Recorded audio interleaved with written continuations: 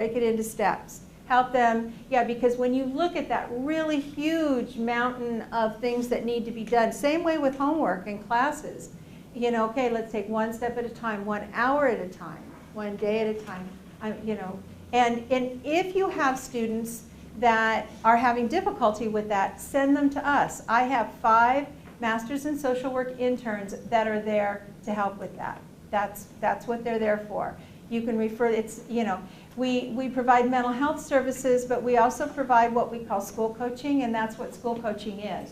Let's look at the stress in your life. Let's break it down into steps. Let's break it down into parts, and it's a lot easier to handle part A and then go to part B than to handle the whole thing all at once, look at the whole thing all at once.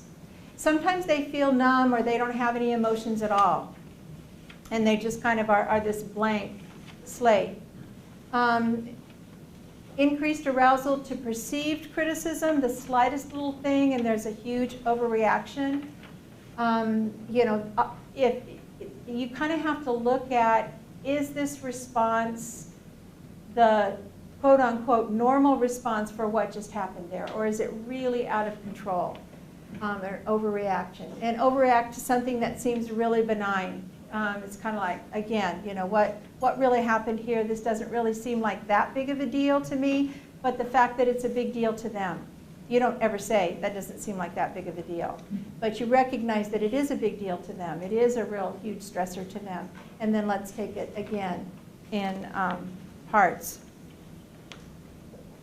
So when we have stress, because the control is often taken away in traumatic situations, we have struggle for power. In student life, we're seeing a lot of this, I just have to say. And the struggle for power, we want our students to have a voice. Derek and I are working really hard on helping our students to have a voice. We're working really hard on helping them to take steps that are going to be real. Oh, and Maya, forgot Maya. She's in the trenches too.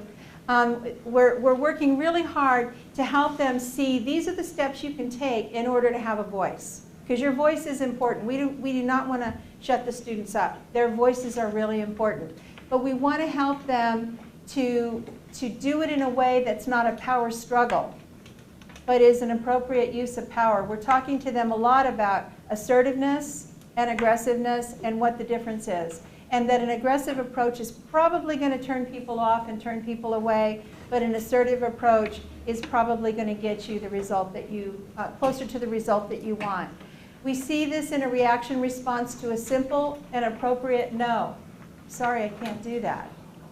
Let's talk about something else we can do, but you know, when the door is closed, it's really, really difficult for them.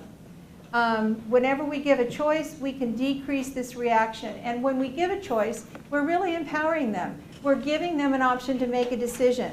When we're breaking things up into steps, we're empowering them because we're teaching them how to do that themselves.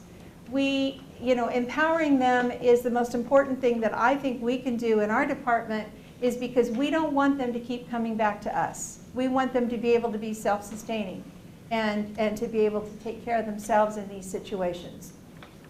And we want to create choices. Choice creates an environment that helps to rebuild that sense of efficacy and personal control over their lives. We want them to really believe in themselves. Remember, the perceived